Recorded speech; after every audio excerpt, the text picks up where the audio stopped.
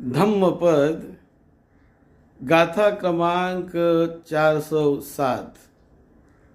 आज दिनांक 28 फरवरी 2021।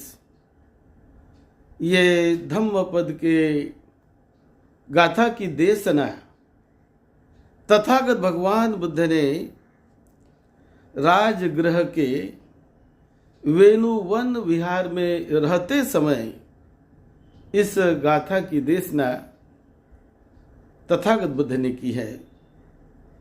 ये ब्राह्मण वर्ग की गाथा है।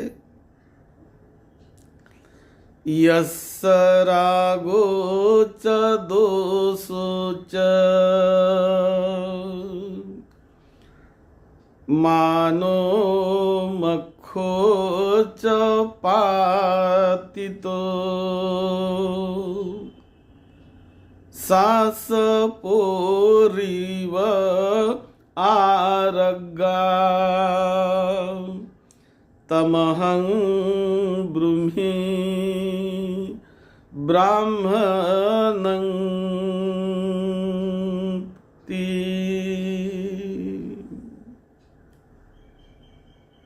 तथागत भगवान बुद्ध एक बार राजगृह के वेणुवन विहार में बुद्ध तथागत भगवान बुद्ध बहुत बड़े भिक्षु संघ के साथ साधना हेतु विहार कर रहे थे और उसी समय महापंथक के छोटे भाई चूड़पंथक इनको उद्देश्य करके तथागत भगवान बुद्ध ने ये गाथा की देशना कही है। एक महापंथक और चूड़पंथक दोनों सख्य भाई थे। ये दोनों भाई थे, लेकिन महापंथक बड़े विद्वान, बड़े बुद्धिमान और दोनों भी वो भिक्षु बन गए, भिक्षु संघ में सम्मिलित हुए, दोनों ने दीक्षा ली। ये महापंथ इन्होंने बहुत जल्दी अरहत पद का साक्षात्कार कर लिया, पा लिया अरहत पद को। लेकिन उनके जो छोटे भाई थे जिनका नाम था चूड़पंथक, वो कोई उतने बुद्धिमान नहीं थे। ये अपने भाई को बताते हैं कि देखो इसका पाठ करो, ये गाथा का स्मरण करो, इसका स्मरण करो, ये करो वो करो। लेकिन जो चूड़पंथक है वो चूड़पंथक में इतनी बड़ी बुद्धि नहीं थी कि जिससे वो सभी गाथा उनको कंठस्थ कर सके, उनका ठीक से स्मरण कर सके। उनको एक गाथा भी दी गई, लेकिन वो एक गाथा को भी 3 महीनों तक वो रटते रहा, उसको पढ़ते रहा, लेकिन उसका स्मरण नहीं कर पाया। उसको फिर याद नहीं रह जाती थी, वो भूल जाता था। तो 3 महीने के बाद भी वो एक गाथा का भी स्मरण नहीं कर सकता है। तो उनके जो बड़े भाई महापंथक वो उन पर खपा हो गए, थोड़ा उन पर गुस्सा हुए और गुस्सा होकर, क्रोधित होकर उनको कहा कि अरे तू एक गाथा को भी 3 महीनों तक याद नहीं कर सकता, तो ये इतने ऊंचे महान भिक्षु जीवन में रहकर क्या लाभ तेरा? क्यों भिक्षु रहता है? तू चले जा।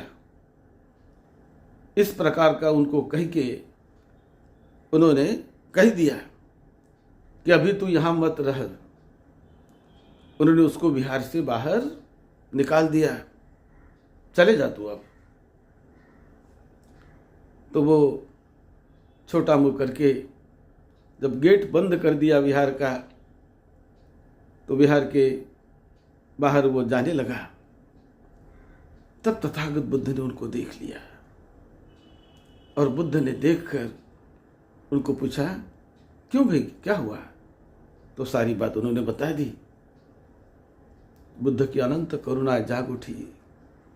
बुद्ध ने कहा, चूड़पंथक आ जाओ, तुम मेरे शिष्य हो, आ जाओ। चूड़पंथक को बुलाया और बुद्ध ने एक कपड़ा उनके हाथ में, सफेद कपड़ा दे दिया। उन्होंने कहा, देखो, इस कपड़े को केवल अपनी उंगलियों से, हाथ से ऐसे मसलते रहो और बुद्ध ऐसा कुछ स्मरण करो, मसलते रहो, अनिच्चा अनिच्चा अनिच्चा, इस प्रकार का स्मरण करते रहो। तो ऐसा वो करते करते वो तो चूड़पंथक ये करते करते कुछ ही घंटों में वो अरहत बन गया। फल को पा लिया उसने, क्योंकि साक्षात्कार हो गया भीतर से। उस लाइफ के एनर्जी का, जिसे लाइफ एनर्जी कहते हैं, जो हमारे सभी के भीतर प्रवाहित है, उसको जान लिया, समझ गया और संवेग जागकर सद्धम्म का साक्षात्कार होकर वो अरहत बन गया। और अरहत बनने के बाद वो बहुत अच्छी तरह से अरहत के गुणों से वो जहां वहां विचरने लगा। उसके बाद एक बार भिक्षु संघ में चर्चा चलने लगी। भिक्षु संघ ने महापंथक, जो उनके बड़े भाई थे, तो उनके बारे में भिक्षु चर्चा करने लगे। अरे महापंथक, ये तो अरहत है, लेकिन क्या अरहत को भी क्रोध आता है क्या? उसने क्रोध में आकर अपने भाई को निकाल दिया विहार से, दरवाजा बंद कर दिया। तो क्या अरहत को भी क्रोध आता है ऐसा? इस प्रकार की बातें भिक्षु संघ में, जब भिक्षु इकट्ठे आने के बाद ये चर्चा शुरू हो गई, तो कुछ कहते हैं कि नहीं, अरहत को क्रोध नहीं आता, कुछ कहते हैं कि देखो क्रोध आता है। इस प्रकार के दोनों प्रकार की बातें वहां होने लगी। तो ये बात होते समय बुद्ध तक आ गई। बुद्ध भी वहां गए जहां भिक्षु संघ चर्चा कर रहा था, और फिर बुद्ध ने कहा उनको कि नहीं, जो अरहत होते हैं उनके मन में क्रोध नहीं जागता है। उनके मन में क्रोध जागने का जो भाव होता है वो खत्म हो जाता है। वो तो केवल क्षण भर वक्त के लिए, समय पर कभी कभी कठोर वाणी बोलते भी हो, लेकिन भीतर क्रोध नहीं होता, क्योंकि क्रोध उसके मन में निर्माण नहीं होता। क्लेशों से उनका मन पूरी तरह मुक्त हो जाता है, मन परिशुद्ध हो जाता है। कोई राग नहीं उसके मन में पनपता, द्वेष नहीं उनके मन में पनपता, और उनका मन पूरी तरह नितांत निर्मल परिशुद्ध हो जाता है। वही तो अवस्था है अरहत्व फल के प्राप्ति की, वही तो ऊंची अवस्था है। और जो अवस्था प्राप्त हो गई, उसके बाद उनका मन तिरस्कार से निकल गया, द्वेष से खत्म हो गया उनका मन। द्वेष नहीं मन में कभी पनपेगा, मोह नहीं पनपेगा, और वो लोकोत्तर धम्म के साक्षात्कार करके वो बड़े प्रसन्नता से, बड़े आनंद से जीते जी विहरता है। वो जीते जी फल का साक्षी होता है। ऐसा नहीं कि मृत्यु के बाद फल मिलेगा, जीते जी उनका चित्त निर्मल हो जाता है।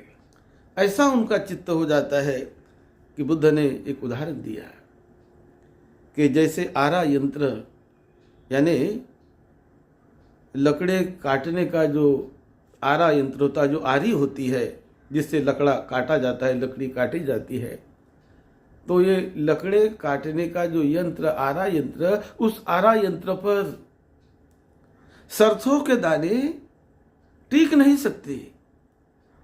सरसों के दाने आरा यंत्र पर रखे जाए तो गिर जाते हैं, वो छिटक जाते हैं, खड़े नहीं रहेंगे, टिक नहीं पाएंगे।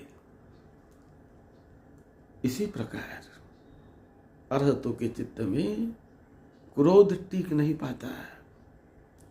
क्रोध आ भी गया लेकिन वो ठीक नहीं पाता, झट से निकल जाता है, झट से निकल जाता है। जिस प्रकार ये आरा यंत्र पर हम यदि सरसों के दाने खड़े रखने का प्रयास करें, उसे खड़े रखे तो खड़े नहीं रह पाएंगे, वो गिर जाते हैं, छिटक जाते हैं, गिर जाते हैं, टिक नहीं पाते।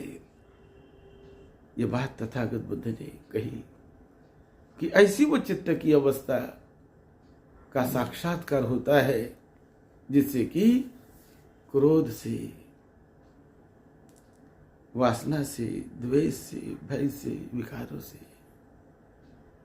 चित्त पूरी तरह मुक्त हो जाता है और परम मुक्ति का जीवन वो जीने लगता है। यही तो फल है। और ये जो भी पाता है वो उसका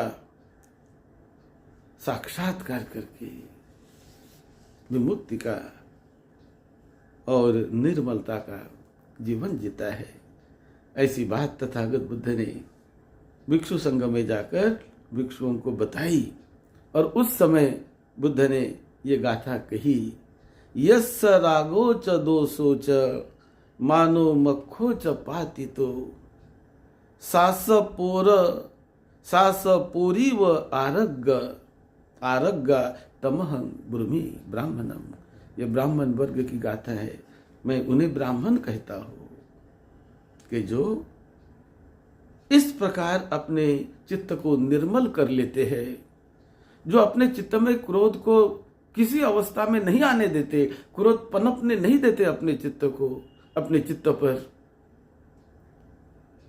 और फल के साक्षात्कारी होते हैं। विनम्रता से वो एक फल को प्राप्त करके निर्मल परिशुद्धता का हमेशा जीवन जीने वाले होते हैं। और जो ऐसे होते हैं तमहं ब्रूमि ब्राह्मणं, उन्हें मैं ब्राह्मण कहता हूँ, उन्हें मैं ब्राह्मण कहता हूँ। इस प्रकार ये ब्राह्मण वर्ग की गाथा क्रमांक 407 ये तथागत भगवान बुद्ध ने भिक्षु संघ को बताई। और भिक्षु ने उनका अनुमोदन किया, उन्हें सुना, और इस गाथा को सुनकर बहुत सारे साधक श्रोतापन्न फल को पा गए, श्रोतापन्न फल का लाभ हुआ। इस प्रकार इस घटना के साथ ये गाथा जुड़ी हुई है। आप सबका मंगल हो, सबको सुख शांति मिले, सबको निरोगत्व मिले, लंबी उम्र मिले, आपके परिवार के छोटे बड़े सभी को सुख शांति मिले, सबका मंगल हो। यही मंगल मैत्री के साथ सद्धम्म की सेवा में, आपकी सेवा में डॉक्टर भदंत राहुल बोधी महाथेरो, आप सबका मंगल हो। कल एक विशेष रूप से 1 मार्च का दिन है। जो हमारे जन्मदिन के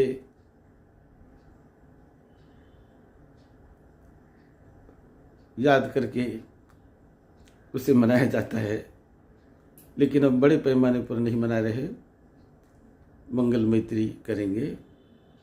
विशेष मंगल मैत्री करके सबको त्रिरत्न की मंगल मैत्री और सद्धम्म की अनंत